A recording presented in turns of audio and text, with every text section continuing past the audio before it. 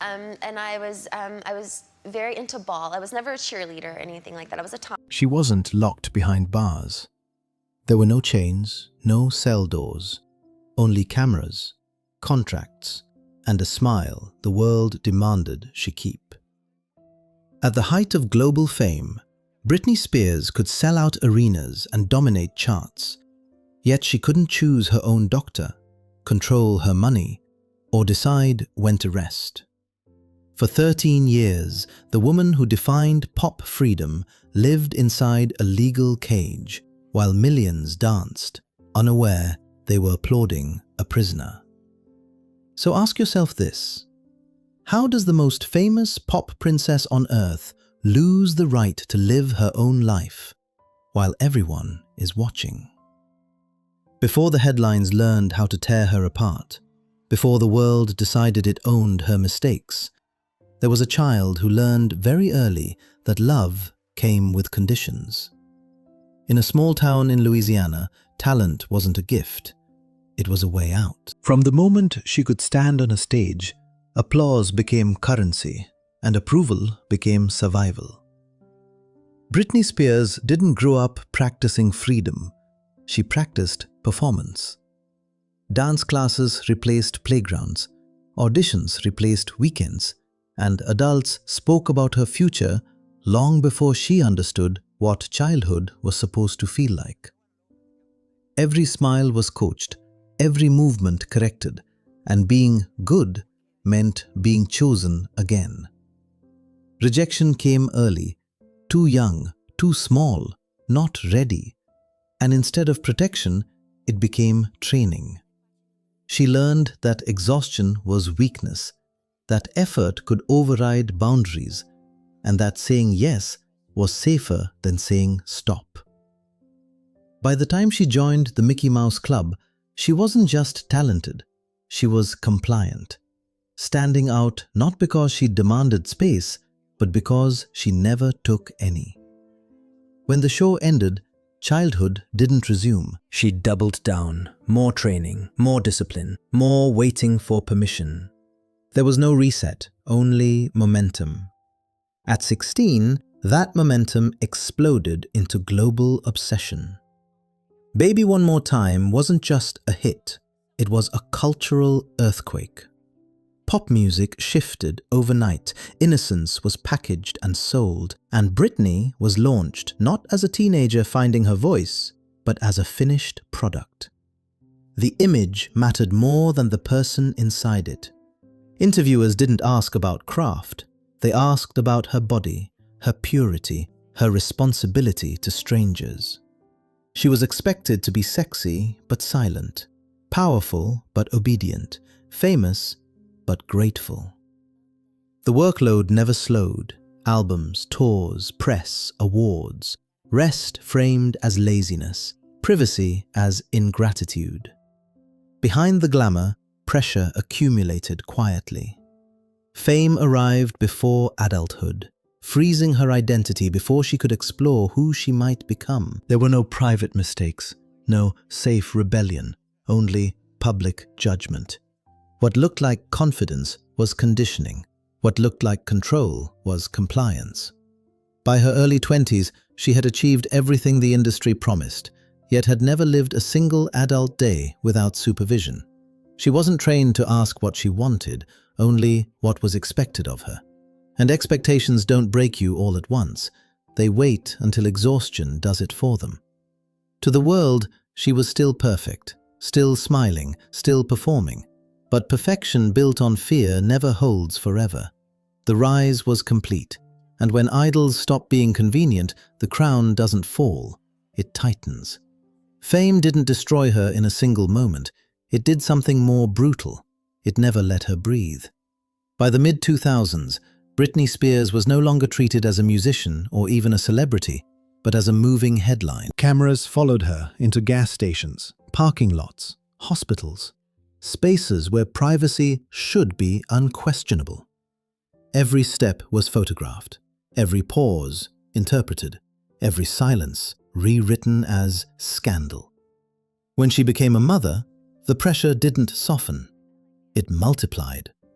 Motherhood should have been refuge, but it became evidence. Paparazzi chased her while she carried her children, turning exhaustion into accusation. One bad angle became proof. One overwhelmed moment became a verdict. The narrative hardened quickly. Unstable, irresponsible, unfit. Divorce, custody battles, sleep deprivation, and constant surveillance piled on without pause, and none of it happened away from an audience. In 2007, the strain finally surfaced in ways the world couldn't ignore.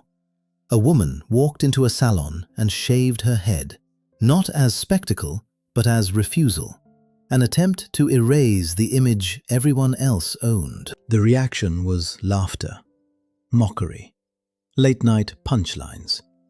Days later, an umbrella struck a paparazzi car, a desperate gesture framed as madness rather than defense. The media didn't ask what kind of pressure makes someone try to disappear in public. It asked how much longer the footage would sell. Concern was performative, sympathy conditional. Within months, the chaos was packaged as a cautionary tale, stripped of context, and used to justify intervention. Ambulances appeared, courtrooms filled, deals were made quietly, efficiently, and without her voice at the center. What the public labeled a breakdown was, in truth, the end of endurance after years of relentless extraction. She had performed through pain, smiled through scrutiny, and survived on borrowed energy until there was nothing left to borrow. The world saw collapse. Institutions saw opportunity. Fear made control seem reasonable. And as the noise reached its peak, something permanent was being prepared, an answer that would replace compassion with ownership. The spotlight dimmed just enough to hide the paperwork, and when it brightened again, her life would no longer be hers to negotiate.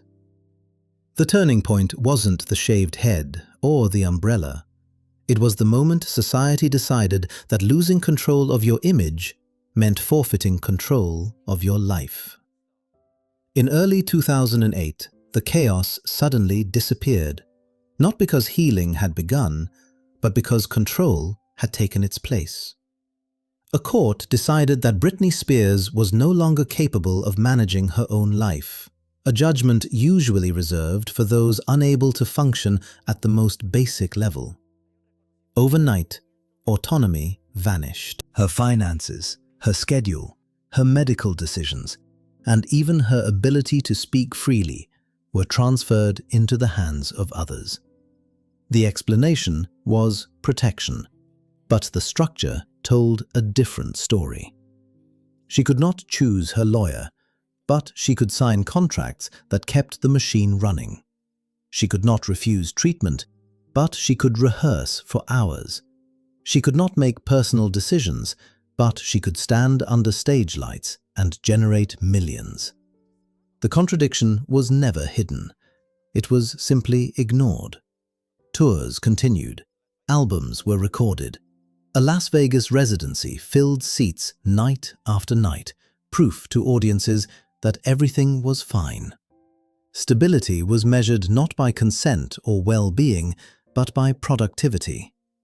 Behind the scenes, life became a sequence of permissions. Approval was required to drive, to spend, to rest, to speak. Motherhood was restricted, privacy erased, resistance reframed as instability. The conservatorship became a closed system.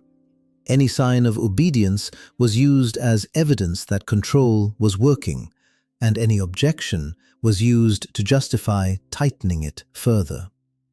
Years passed in this loop, with no clear path out. Fans saw glitter and choreography, unaware that the woman performing no longer legally owned her own voice. The system thrived on silence, and silence was enforced, not with violence, but with paperwork, doctors, and contracts designed to appear benevolent. For 13 years, her adulthood was paused in plain sight. The cage had no bars, only signatures. And it worked because it looked reasonable to everyone, except the person living inside it. But systems built on control require one thing to survive: belief. And slowly, that belief began to crack. Not because institutions spoke up, but because the audience started asking why a woman deemed incapable of choice was somehow capable of carrying an entire industry. When that question reached critical mass, the walls that had been invisible for over a decade finally became visible to the world. In June 2021, after 13 years of silence enforced by law, Britney Spears finally spoke in a courtroom. Not as a brand, not as a pop icon, but as a woman, describing what had been done to her while the world applauded. There was no performance in her voice, no rehearsed gratitude, only clarity sharpened by exhaustion. She spoke of being forced to work while sick, of medication administered without consent, of therapy used as leverage rather than care, of being denied the right to have another child. What stunned the public wasn't just the content of her testimony, but its calmness. This wasn't a breakdown, it was an account. Outside the courthouse, crowds gathered with signs that read, "Free Britney," a movement built not on gossip, but on years of unanswered contradictions. Inside, the story that had justified control began to unravel. The image of protection collapsed under the weight of documented coercion. Soon after, her father was removed from his role. Investigations followed, and the narrative quietly shifted from concern to accountability. In November 2021, the conservatorship officially ended. There were no fireworks, no triumphant return to the stage, just signatures undoing signatures that should never have existed. Freedom arrived not as celebration, but as exposure. It revealed how easily a system can mistake productivity for wellness, obedience for stability, and silence for consent. The media that once mocked her reframed itself as supportive. The institutions that controlled her stepped back without apology.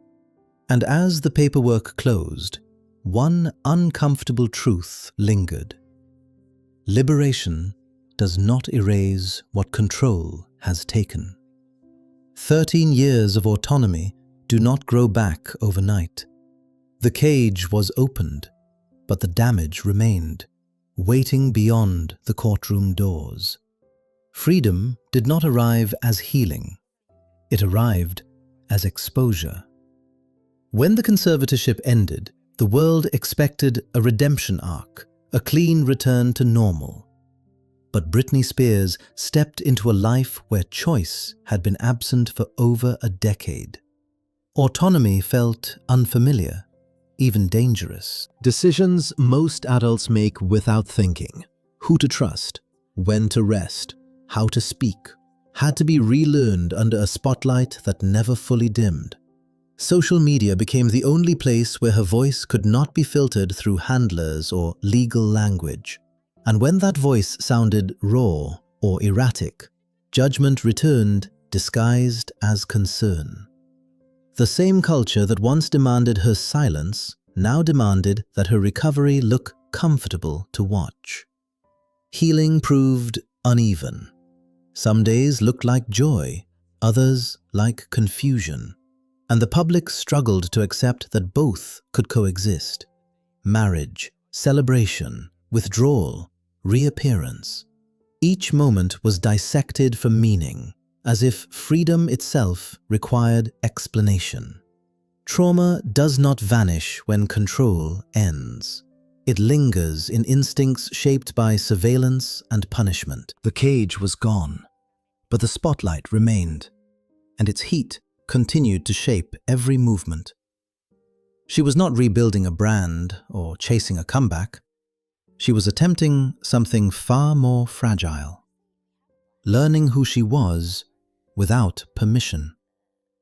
The cost of fame did not end with liberation. It simply changed form. And in the quiet moments after the applause fades, the question remains unresolved.